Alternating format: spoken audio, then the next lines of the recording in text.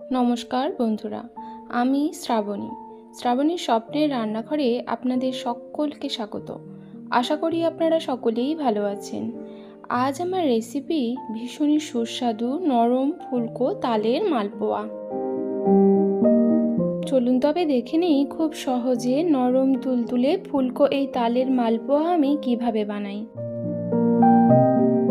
তালের মালপোয়া তৈরির জন্য প্রথমেই আমি ব্যাটারটা তৈরি করে নেব।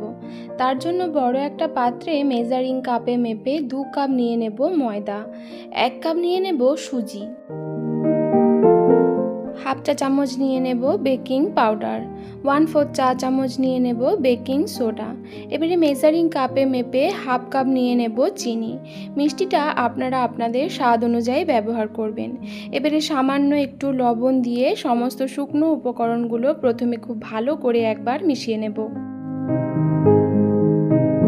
সমস্ত শুকনো উপকরণগুলো আমি বেশ ভালোভাবে মিশিয়ে নিয়েছি। এবারে এতে দিয়ে দেব মেজারিং কাপের 1 কাপ তালের কাঁথ। এবারে আগে থেকে জাল করে ঠান্ডা করে রাখা দুধ অল্প অল্প দিয়ে ব্যাটারটা আমি তৈরি করে নেব। মালপোয়ার ব্যাটারটা তৈরির জন্য আমি এখানে জাল করে ঠান্ডা করে রাখা দুধ মোট 500 ml পরিমাণে ব্যবহার করেছি। মালপোয়ার ব্যাটারটা আমার একদম তৈরি। এবারে এতে একটা ছোট্ট সাইজের নারকেল কোড়া ভালো করে মিশিয়ে নিয়ে কমপক্ষে 1 ঘন্টা ঢাকা দিয়ে রেখে দেব। প্রায় 1 ঘন্টা পর তালের মালপোয়া ভাজার জন্য ব্যাটার আমার একদম তৈরি। এবারে হাতার সাহায্যে একবার খুব ভালো করে ফেটিয়ে নেব। এবারে আঁচে কড়াই বেশ ভালোভাবে গরম করে নিয়ে কিছুটা সাদা তেল বেশ ভালোভাবে গরম করে নেব। তেল বেশ ভালোভাবে গরম হয়ে গেলে 1 হাতা করে মালপোয়ার ব্যাটার দিয়ে 2 সেকেন্ড মতো অপেক্ষা করব।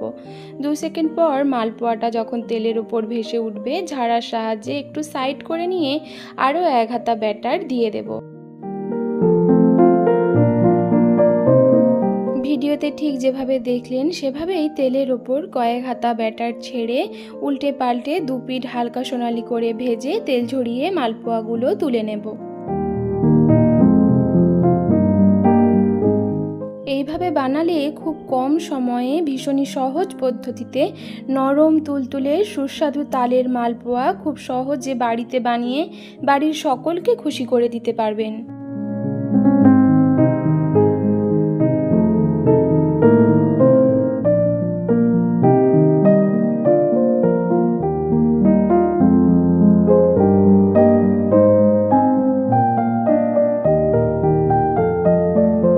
সামনেই জন্মাষ্টমী, হাতে সময় খুব কম থাকলেও খুব সহজে নরম তুলতুলে ফুলকো এই তালের মালপোয়া বানিয়ে গোপালের ভোগে অনায়াসেই আপনারা নিবেদন করতে পারেন।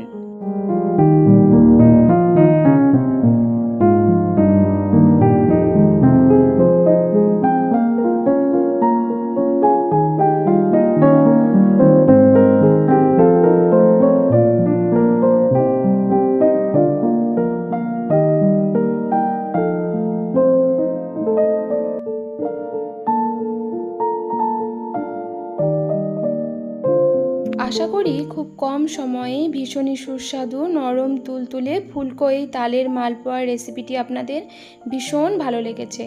রেসিপিটি ভালো লাগলে অবশ্যই লাইক করবেন, চ্যানেলটি সাবস্ক্রাইব করে আমার পাশে থাকবেন। সকলে ভালো থাকবেন, সুস্থ থাকবেন। ধন্যবাদ।